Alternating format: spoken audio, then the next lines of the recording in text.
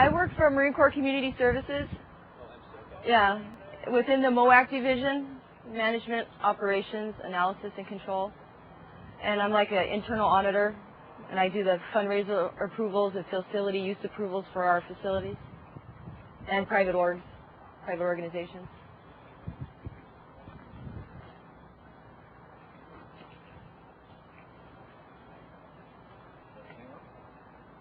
Can you just briefly describe what happened in the situation while you're up here? Monday, I was up here at Sharkey's teaching a CPR class for the company, and we had news in the background, and I knew there were fires, and I knew there was one by east of the 15, and it seemed like the whole class couldn't concentrate. So about 10:30, I just canceled class. My husband called me like right at that point and said the school called, go get Sierra, because it was windy, trees were being blown over at the school. So I ran back to go get Sierra, and then I went straight to the house. And my in-laws were standing. We have a deck that overlooks the 15 corridor and East Mission Road corridor that comes up into town. And we were all standing on the deck watching the fire, say, at Palamesa Resort and going up through Retchie, and watching the wind blow away from the house and watching Bory planes. And my husband was up on the hill in the Grove, and he says, oh, we're fine, we're fine. Maybe a couple hours later, he comes down and he goes, maybe start packing. What day was this? Monday, the 22nd. Monday? Okay, so you can actually see the fire. We saw flames on the 15 corridor. We were watching this, and then all of a sudden over here, say more north, closer to the Rainbow exit and East Mission Road exit, in between, we could see fire. We have a lot of pine trees around, but for some odd reason, when you got red flames up behind them, you can see them through the pines. So you actually left there Monday? Yeah, I left there Monday, probably, oh gosh. We got one reverse 911, probably about 2 something. And that's probably when we went, oh, okay, we'll start pulling stuff out. And I started filling up the living room with silly stuff, baby pictures, just that stuff. Pictures off the wall, Halloween costume, video games for the little one. Gave her a bag, and she went and grabbed baby dolls and stuff she wanted. And then she started carrying luggage downstairs. She was carrying bags downstairs for me. My 17-year-old lives in town. She called in a panic. I said, we're fine, we're packing up. I'll go to Grandma's. We have enough cars, and the trailers weren't on the property, so I loaded up, my husband helped me load up the truck, and he, after a little while, just said, go, I'll stay here. I left my mother-in-law, my father-in-law, my husband, and we left about the second reverse 911, which was about 4:30. In a way, it was more of adrenaline excitement because we were watching these beautiful Bory planes fly over our houses. We thought the Marines flew low. You know, the helicopters flying in, we always thought, they're low. No. Okay. I mean, it's like you could reach up and touch these beautiful planes flying over, dropping Bory, and they were coming, and then they'd disappear for a while, and they'd come back. I honestly thought we were packing to come back home.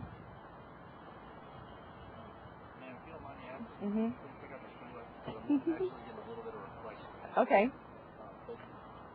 So Monday, so you didn't find out that your residence had burned down until you went back after the evacuation order? My husband stayed as long as he could, and he drove the little Toyota off the property and went up to where, I think it was Old Town Temecula, the 79 exit, coming southbound where they had it blocked, so he just went and parked there. It was like first in line. So at 6 o'clock when they opened it, he called me and said it was open. I went to Sun City, and he called me and said, I'm going home, and within about 15 minutes he called in hysterics, to be honest, saying it was gone.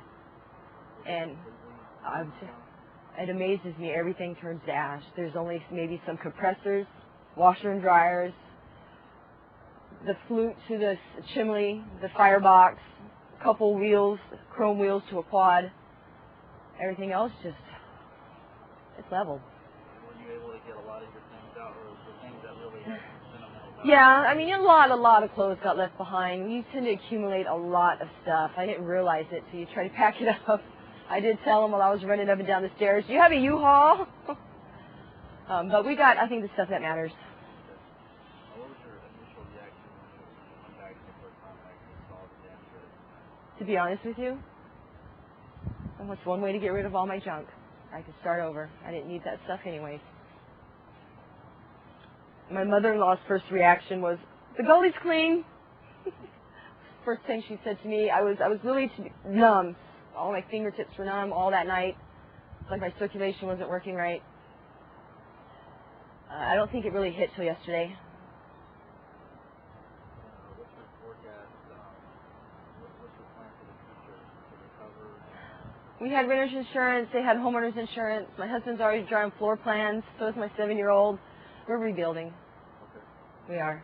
We're staying right where we're at. Do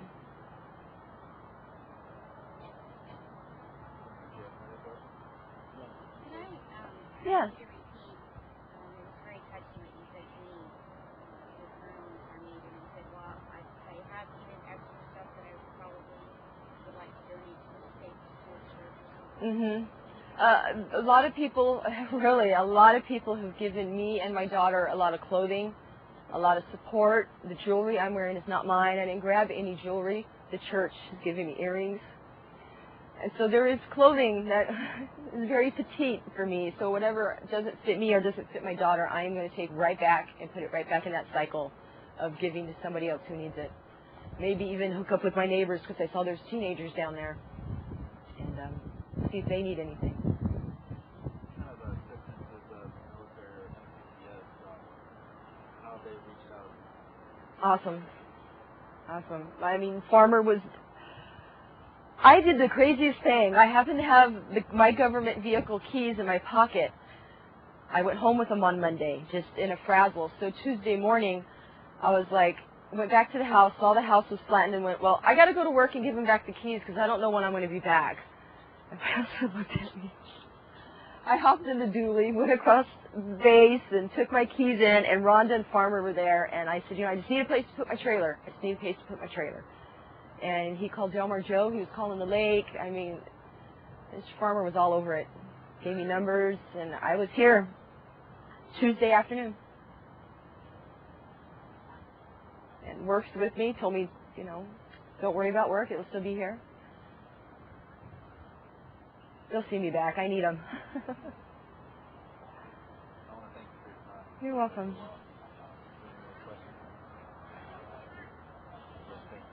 You're welcome. No, I just want to say thank you. I know she's not here with your daughter. Yeah, they just ran down to the beach. I don't know how my husband would have dealt with people.